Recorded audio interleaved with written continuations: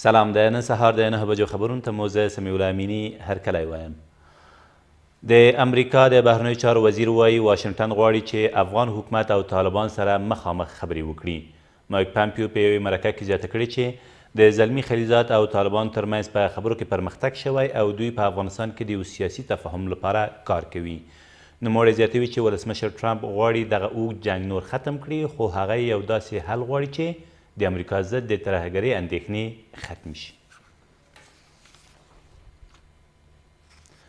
امریکا او مسکو باید افغان ولس د خپلو پټو معاملو قرباني نه کړي.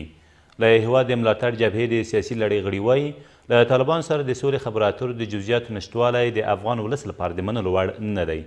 دوی زیاتوي د ښځو حقونو ساتنه، اسلامي جمهوریت، د بیان ازادي، رسنۍ او د افغانستان وسلوال پوځ له طالبان سره د سولې په خبرو کې د دې سیاسي لړۍ سرې کرښې دي.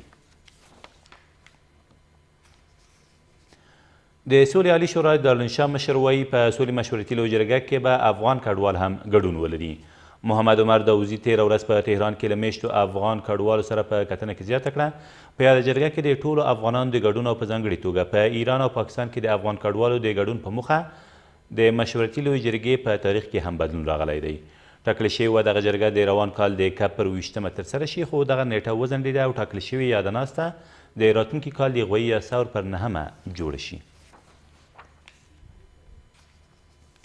په کندهار کې د افغان حکومت د ملي امنیت سلاکار حمدالله محب د وروستیو څرګندونو په ملاتړ غونډه کې ویناوالو په سولې بهیر کې د افغان حکومت د استازو ګډون حتمي وباله. دوی تېره ورځ په کندهار کې په یوې ناستې کې زیاته کړه چې یو شمېر کړۍ د خپلو ګټو په خاطر پر جګړې او سولې پانګونه کوي او د افغانانو په منځ کې بیلوالی راولي.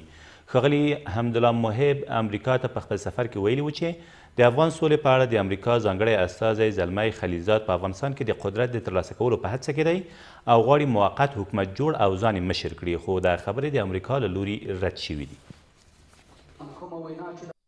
دغه وضعیت یا په اصطلاح دغه مبهمه ګمنامه مسله یا کیفیت حالت د منلو وړ په دې نه دی. دا کېدلی سي په افغانستان کې د جګړې د دوام لامل او په افغانستان کې د خلکو د نفاق او شقاق ترمنځ غټ لامل وګرځي. ضرورت دې ته ده چې افغانان خپل منځ کې سوله مابین ته راوړي. هیڅ دنیاوالو ته به ضرورت پیدا نه سي. اصلا دا زموږ لپاره د منلو وړ نه ده چې زما دښمن چې زما په سوله خوشحاله سي. نن زموږ یو شمېر دښمنان چې زموږ په سوله باندې خوشحاله دي. د دې معنا دا ده چې دا سوله د ده په ګټه ده، زما په تاوان ده. 2 تنه د ترهګریزو کړنو د ترسره کولو په تور په لوګر کې ونیول شول. د څارګر ملي ادارې د خبرپاڼې له مخې دا کسان چې تر دې مخکې په ترورونو او مخیزو تښتونو کې لاس درلود بالاخره په ځانګړو عملیاتو کې نیول شوي دي. نیول شویو کسانو هم پر خپلو جرمونو اعتراف کړی دی.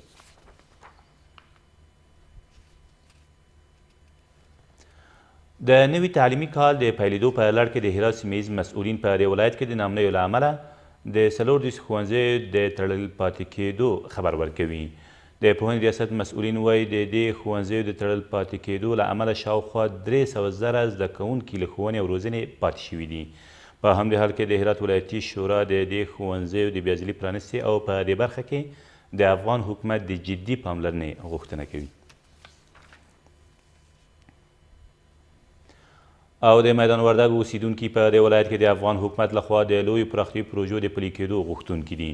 دوی پر افغان حکومت د نیوکې ترڅنګ وایي دې ته په کتو سره چې اوس مهال میدان وردګ د برېښنا تولید او د صنعتي پارکونو د جوړولو په برخو کې د پانګونې لپاره ښه ظرفیتونه لري، خو تر دې مهاله افغان حکومت په دې ولایت کې د بنسټیزو بېخبناو د رامنځته کولو په برخو کې هیڅ کار نه دی کړی.